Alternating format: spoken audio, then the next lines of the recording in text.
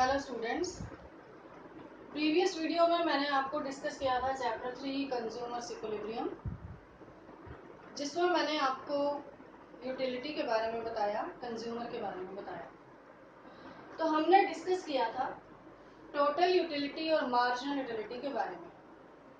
मैंने जो टेबल बनाई थी, शेड्यूल बनाई थी प्रीवियस वीडियो में, सेम मैंने बनाई हुई है। यूनिट्स ऑफ कमोडिटी का ये कॉलम है। Total utility is given here.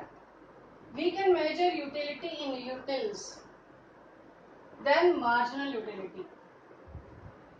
When 0 unit is consumed, total utility is also 0.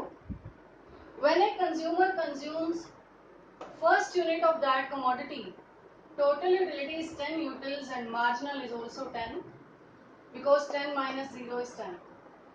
Second unit is consumed, total utility becomes 18 and marginal is 8. 18 minus 10, 8, and so on. Now, we are going to discuss how TU and MU is calculated. TU stands for total utility. Total utility is equal to sigma MU, यानी कि marginal utility का sum total करेंगे तो total utility आ जाएगी। जैसे कि ये 7 units हैं, 7 यूनिट्स की टोटल यूटिलिटी कितनी है या 5 यूनिट्स की टोटल यूटिलिटी कितनी है। आप सपोज 5 यूनिट्स की टोटल यूटिलिटी जानना चाहते हैं और अगर आपके पास सिर्फ एमयू दिया है तो आप इनका सम टोटल कर सकते हैं। जैसे 10 plus 8 plus 6 plus 4 plus 2 sigma MU, अगर आप मार्जिनल यूटिलिटी का टोटल करेंगे तो ये आ जाएगा total utility.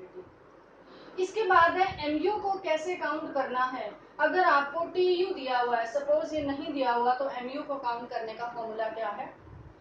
MU N, N का मतलब कोई भी यूनिट, चाहे ये 4th यूनिट है, चाहे 3rd यूनिट है, चाहे 2nd यूनिट है, कोई भी यूनिट जो है जिसका आप मार्जिनल यूटिलिटी फाइंड आउट करना चाहते हैं, उसी की टोटल यूटिलिटी में से सपोज आप 3rd यूनिट का एमयू फाइंड आउट करना चाहते हैं तो आप लिखेंगे MU3 is equal to TUN, यानी कि टोटल यूटिलिटी 3rd यूनिट की। 3rd यूनिट की टोटल यूटिलिटी है 24 माइनस TUN माइनस 1, n यहाँ पे 3 है तो n माइनस 1 तो 2 आया, तो टोटल यूटिलिटी आप 2nd यूनिट की माइनस कर देंगे इसमें से।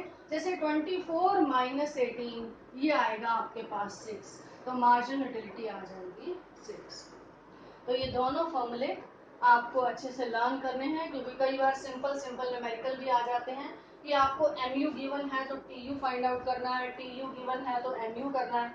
कई बार इनमें मिसिंग भी हो जाते हैं कि फिल कंप्लीट दिस टेबल, इस तरीके से भी आ जाता है। अब इसके बाद हम डिस्कस करने जा रहे हैं टीयू और एमयू में रिलेशनशिप यूजिंग डायग्राम। शेड्यूल से तो हमने डिस्कस कर लिया, अब हम डायग्राम से डिस्कस करेंगे।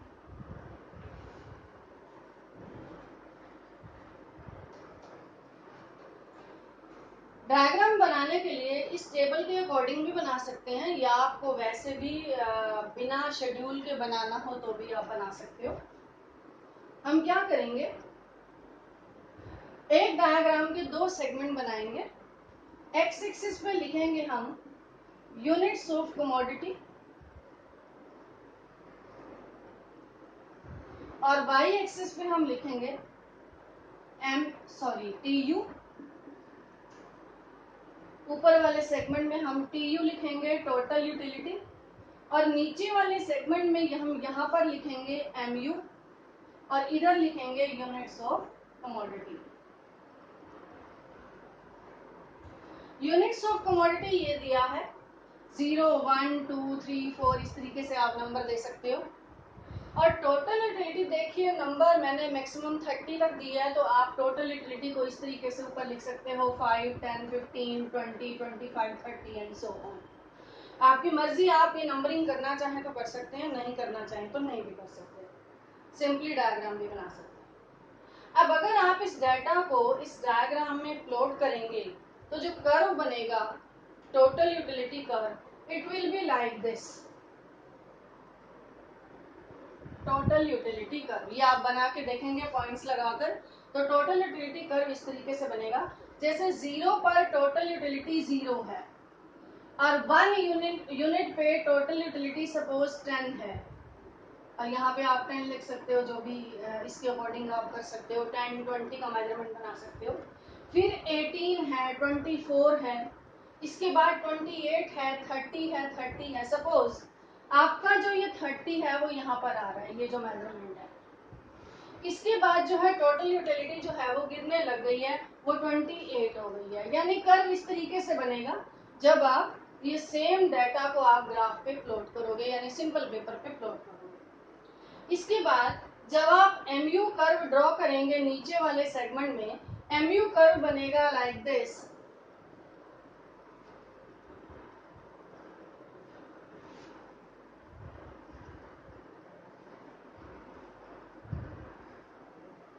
स्ट्रेट लाइन बनाएंगे,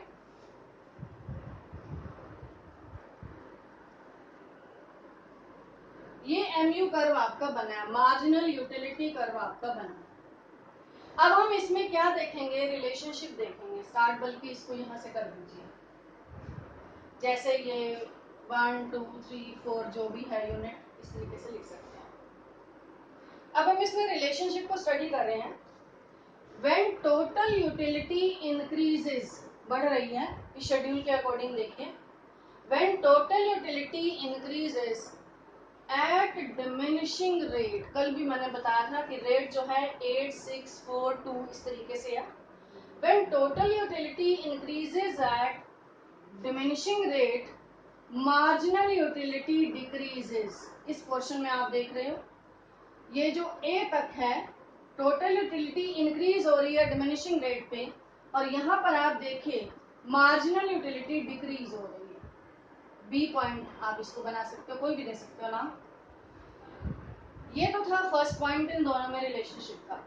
लेकिन मार्जिनल यूटिलिटी आप देख रहे हैं कि ये पॉजिटिव है। पॉजिटिव का मतलब एक्स एक्सिस के ऊपर है, तो ये पॉजिटिव है। इसके बाद when total utility is maximum, इस पॉइंट पे, ए पॉइंट पे टोटल यूटिलिटी मैक्सिमम है। शेड्यूल के आप शेड्यूल के अकॉर्डिंग देखिए तो ये 30 है। When total utility is maximum, marginal utility is 0 है, जिसमें आप देख सकते हो यहाँ भी ये मार्जिनल यूटिलिटी 0 है।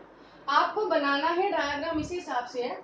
जब आप TU बनाएंगे, TU का जो मैक्सिमम हो परपेंडिकुलर पहले ही नीचे ले आइए, ताकि आपको ये पता हो कि हमने मार्जिनल यूटिलिटी को यहाँ पर 0 दिखाना है।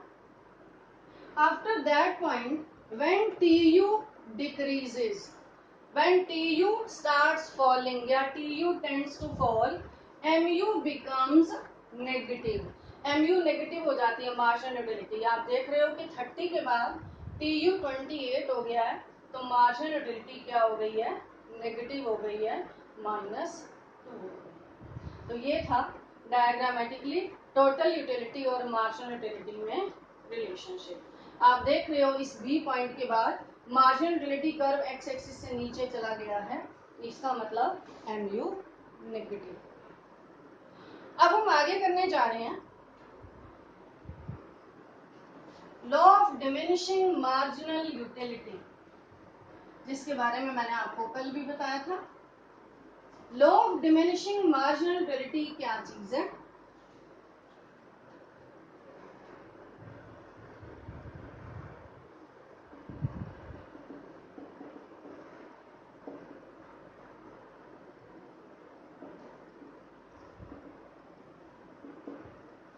कंजम्पशन से रिलेटेड है।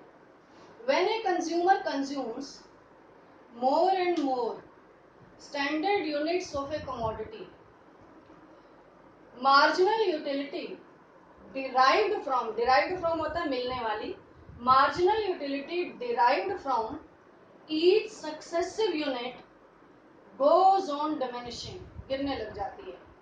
जब एक कंज्यूमर लगातार कॉन्टिन्यूसली लगातार किसी भी चीज की कमोडिटी की स्टैंडर्ड यूनिट को यूज करता चला जाता है, तो नेक्स्ट यूनिट सक्सेसिव यूनिट से मिलने वाली सेटिस्फेक्शन कम होती चली जाती है। यानी मार्जिनल यूटिलिटी जो है वो डिमिनिश होती चली जाती है, गिरती चली जाती है। ये कल भी मैंने आपको बताया था। This is also called psychological law of consumption या फंडामेंटल लॉ ऑफ सेटिस्फेक्शन। इसे साइकोलॉजिकल लॉ ऑफ कंजम्पशन भी कहते हैं, क्योंकि ह्यूमन बींग्स की साइकोलॉजी होती है कि कि लगातार कॉन्टिन्यूअस हम कमोडिटी की, एक ही कमोडिटी एक ही होनी चाहिए, एक ही कमोडिटी की स्टैंडर्ड यूनिट का मतलब है, जैसे मैंने आपको कल बताया था कि 1 cup of tea not a sip of tea, 1 chocolate not a bite of chocolate, इस तरीके से मैंने आपको बताया था। तो स्टैंडर्ड यूनिट का कंजम्पशन जैसे कंज्यूमर लगातार करता है तो नेक्स्ट यूनिट, उससे नेक्स्ट यूनिट, उससे नेक्स्ट यूनिट, उनसे मिलने वाली सेटिस्फेक्शन कम होती चली जाती है। इसी को ही law of diminishing marginal utility कहते हैं या साइकोलॉजिकल लॉ ऑफ कंजम्पशन कहते हैं। अजम्पशन क्या है कि एक तो स्टैंडर्ड यूनिट होनी चाहिए और दूसरा जो है उसका कंजम्पशन कॉन्टिन्यूअस होना चाहिए, लगातार होना चाहिए। तो इस साइकोलॉजिकल लॉ ऑफ कंजम्पशन या law of diminishing marginal utility को ध्यान में रखते हुए आप आगे का जो चैप्टर में जो कंज्यूमर इक्विलिब्रियम का कॉन्सेप्ट है वो स्टडी करेंगे। तो नेक्स्ट हम करने जा रहे हैं कंज्यूमर इक्विलिब्रियम, जो कि आप देख रहे हो कि चैप्टर का नाम है consumer equilibrium marginal utility analysis. Consumer equilibrium का मीनिंग क्या होता है? कंज्यूमर कौन होता है? कंज्यूमर वो पर्सन या वो इंस्टीट्यूशन जो गुड्स और सर्विसेज को यूज करता है for direct satisfaction of wants. Equilibrium का मीनिंग क्या होता है? इक्विलिब्रियम का मतलब बैलेंस की सिचुएशन, वो सिचुएशन जहां से कंज्यूमर हटना नहीं चाहता, वो वहीं पे रहना चाहता है। क्यों? क्योंकि उसे वहां पर मैक्सिमम सेटिस्फेक्शन मिल रही है। तो कंज्यूमर इक्विलिब्रियम को हम कैसे डिफाइन करेंगे? It is that situation where a consumer maximizes his satisfaction out of his given income and market prices of goods। Market prices of goods को मैंने क्यों बताया? क्योंकि कंज्यूमर जो है अपनी इनकम को गुड्स यानी कि कमोडिटीज पर खर्च करेगा, उनकी प्राइसेस भी दी हुई है, कंज्यूमर की इनकम भी गिवन होती है यानी निश्चित होती है। अब मान लो मैं हूँ या आपके घर में आपके पेरेंट्स हैं, हर एक की इनकम जो है वो गिवन होती है, निश्चित होती है। उस गिवन इनकम को किस तरीके से हम स्पेंड करें कि हमारी जो है सेटिस्फेक्शन मैक्सिमाइज हो जाए, यानी हम इक्विलिब्रियम की सिचुएशन में पहुंच जाएं, हम बैलेंस की सिचुएशन में पहुंच जाएं। तो इस कंज्यूमर इक्विलिब्रियम के लिए क्या एजम्पशंस हैं? पहले तो मैंने आपको कंज्यूमर इक्विलिब्रियम का मीनिंग बताया, अब इसके बाद है एजम्पशंस। एजम्पशंस का मतलब होता है कुछ चीजें मान लेना, एज्यूम कर लेना। अब क्योंकि इकोनॉमिक्स में ह्यूमन बिहेवियर को स्टडी किया जाता है, ह्यूमन बीइंग्स की इकोनॉमिक एक्टिविटीज को स्टडी किया जाता है, तो इसलिए ह्यूमन बिहेवियर जो है पर्सन टू पर्सन भी वेरी करता है और क्लाइमेट के अकॉर्डिंग भी वेरी करता है, सिचुएशन के अकॉर्डिंग भी वेरी करता है। तो हम एनालिसिस को समझने के लिए, सिंपल बनाने के लिए कुछ चीजें मानकर चलते हैं, तभी हम उस एनालिसिस को समझ पाते हैं, अदरवाइज जो है बड़ा कॉम्प्लिकेटेड हो जाता है समझना। अब एजम्पशंस क्या है कंज्यूमर इक्विलिब्रियम को अंडरस्टैंड करने के लिए? सबसे पहले कंज्यूमर जो है वो रैशनल होना चाहिए। रैशनल कंज्यूमर वो होता है जो सोच समझकर, यानी लॉजिकल थिंकिंग होती है उसकी, ऐसे नहीं कि इमोशंस में बह जाता है, मतलब लॉजिकली सोचकर खर्च करता है, वो अंडरस्टूड है वहीं पर खर्च करेगा जहां से उसे ज्यादा सेटिस्फेक्शन मिल रही है। दूसरी इसकी क्या एजम्पशन है? जो यूटिलिटी है वो कार्डिनल है। कार्डिनल का मतलब काउंट किया जा सकता है, जैसे मैंने आपको कल बताया था कि प्रीवियस वीडियो में बताया था कि मार्शल का जो एनालिसिस है वो कार्डिनल एनालिसिस है, यानी हम यूटिलिटी को काउंट कर सकते हैं कि 10 यूटिल्स मिली, 20 मिली या 100 मिली, 180 मिली, इस तरीके से। तीसरा, जो मार्जिनल यूटिलिटी एक चीज से मिल रही है वो इंडिपेंडेंट है, उसी गुड की कंजम्पशन से जो यूटिलिटी मिल रही है वो उसी चीज पर डिपेंड कर रही है, वो दूसरी चीजों पर डिपेंड नहीं कर रही। जैसे हम चाय ले रहे हैं तो चाय से जो यूटिलिटी मिल रही है सिर्फ उसी को कंसीडर करेंगे, हम ये नहीं देखेंगे कि चाय के साथ बिस्किट हो तो हमें ज्यादा सेटिस्फेक्शन मिल रही है या कम मिल रही है।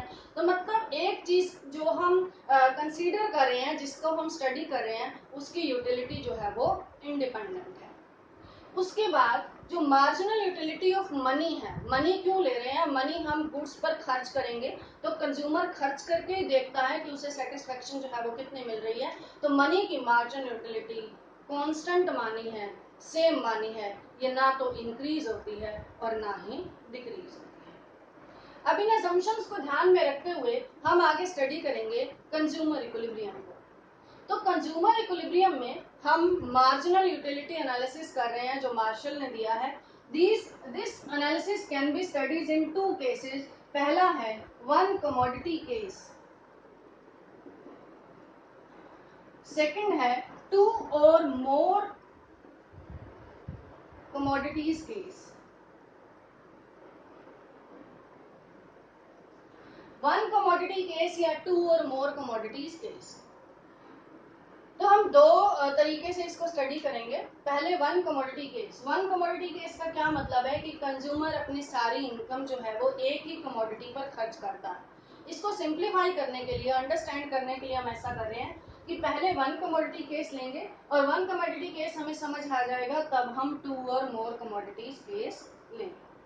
तो कंज्यूमर इक्विलिब्रियम का मीनिंग मैंने आपको क्या बताया कि जब एक कंज्यूमर अपनी गिवन इनकम या मार्केट प्राइसेस गिवन होने पर अपनी इनकम को इस तरीके से स्पेंड करता है कि उसे मैक्सिमम सेटिस्फेक्शन मिले। तो इस कंज्यूमर इक्विलिब्रियम को वो वन कमोडिटी केस में कैसे अटेन करेगा, उसे कैसे पता चलेगा कि मैं इक्विलिब्रियम की सिचुएशन में हूं या मेरा जो सेटिस्फेक्शन है वो मैक्सिमाइज हो रहा है।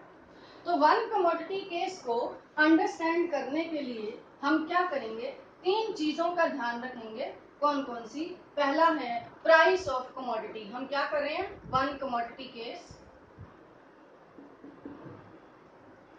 तीन चीजों का ध्यान रखेंगे।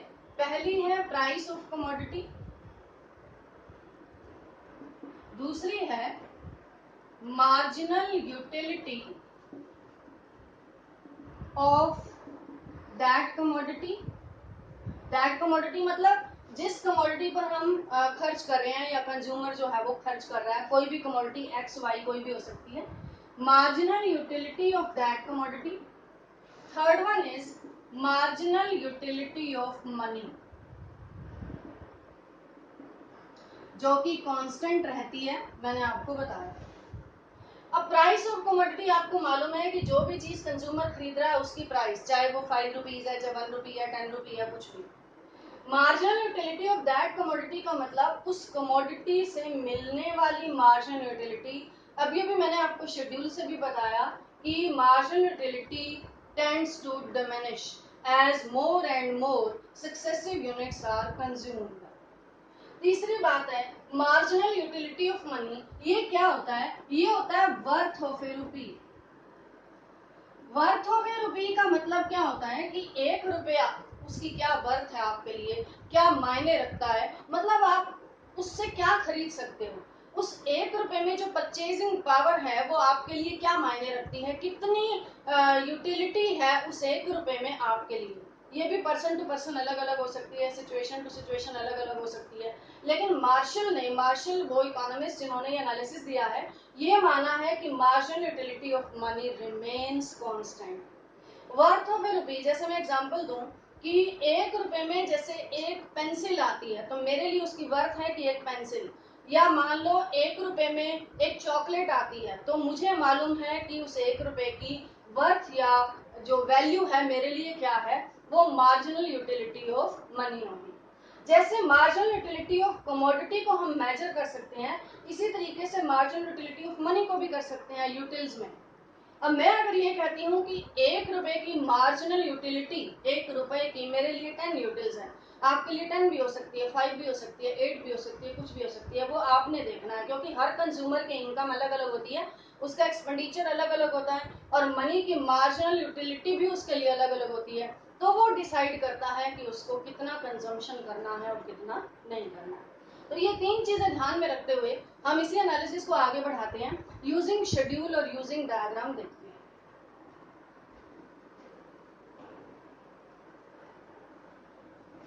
आपकी बुक में जो शेड्यूल दिया है थोड़ी सी डिफरेंट है, जो मैं करा रही हूँ कंपैरेटिवली इजी है, आप ये वाली कर सकते हो। यूनिट्स ऑफ कमोडिटी,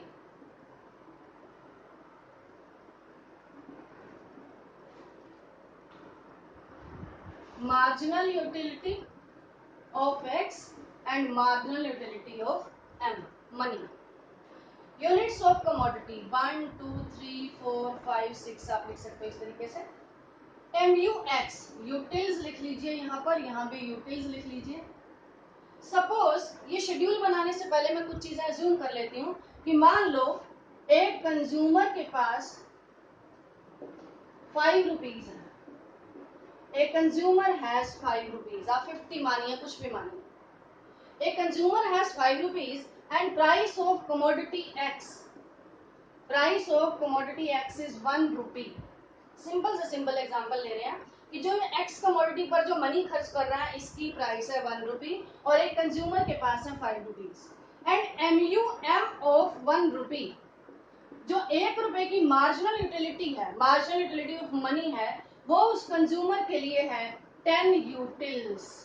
ये चीजें हमने मानी है, यानी 1 रुपया उसके लिए जो वर्थ है, जो मायने रखता है, वो 10 यूटिल्स के बराबर है। यानी 1 रुपए से जो वो गुड्स खरीद सकता है, उससे जो यूटिलिटी मिलती है उसको वो 10 यूटिल्स के बराबर है। कहने का ये मतलब है। अब कंज्यूमर जो है उसके पास 5 रुपए हैं, वो इस 5 रुपए को एक्स कमोडिटी यानी सिंगल कमोडिटी पर खर्च कर रहा है, तो उसे जो मार्जिनल यूटिलिटी मिल रही है वो क्या मिल रही है?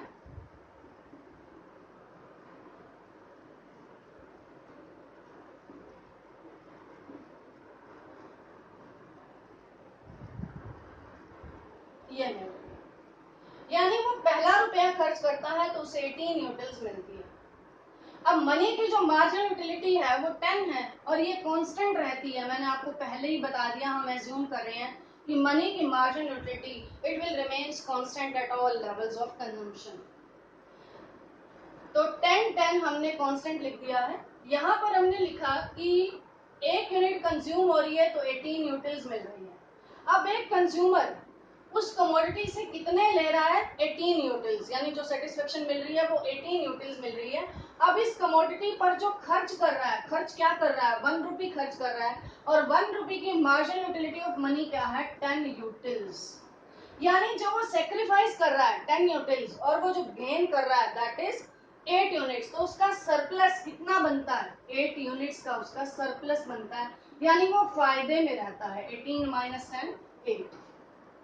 अब वो क्या करेगा? फायदे में है तो अगली यूनिट खरीदेगा, अगली यूनिट खरीदेगा तो उसे 16 यूटिल्स मिल रही है और वो पे क्या कर रहा है? 10 यूटिल्स। अभी भी उसे फायदा हो रहा है तो वो अगली खरीदेगा, यहाँ उसे 4 का फायदा हो रहा है, यहाँ 2 का फायदा हो रहा है, यहाँ 0 है, यहाँ पे -2।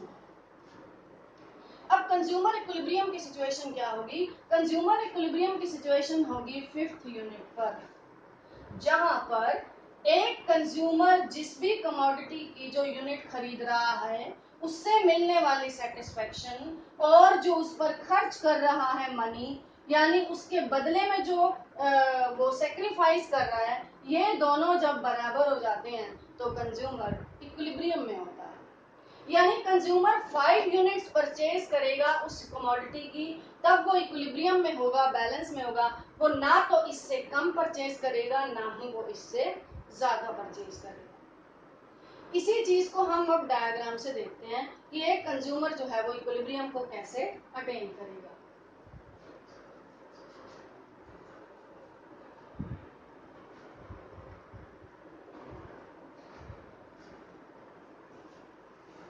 इसके लिए आपको डायग्राम बनाना है। यूनिट्स ऑफ कमोडिटी दीजिए आप एक्स एक्सिस पर और यहाँ पे आप दीजिए MU X और MUM। MUM is constant at all levels of consumption। तो MUM सपोज 10 यहाँ पर है तो मैंने ये MUM कर्व बना दिया। कैसे बनाया कि 1 यूनिट कंज्यूम की तो 10 है, सेकंड कंज्यूम की तो 10 है, थर्ड कंज्यूम की तो 10 है। तो सारे पॉइंट्स को ज्वाइन करेंगे तो MUM जो है वो 10 10 सेम रहेगा। तो इन पॉइंट्स को ज्वाइन करने से MUM कर्व बनेगा। यानी जो हम स्पेंड कर रहे हैं पहली यूनिट पर तो भी 10 लग रहा है, सेकंड पर तो भी 10 लग रहा है, तो MUM कर्व ऐसा बनेगा। इसके बाद बनाइए MUX कर्व। MUX कर्व पहली यूनिट की कंजम्पशन कर रहे हैं तो 18 यूटिल्स है। 18 सपोज हमारा यहाँ आ रहा है पहली यूनिट पे, 16 सपोज यहाँ आ रहा है, 14 सपोज यहाँ आ रहा है, 12 यहाँ आ रहा है। तो कंज्यूमर का जो सेटिस्फेक्शन है, ये MUX curve will be like this, ऐसे बनेगा। MUM कर्व जो है वो पैरेलल टू एक्स एक्सिस है।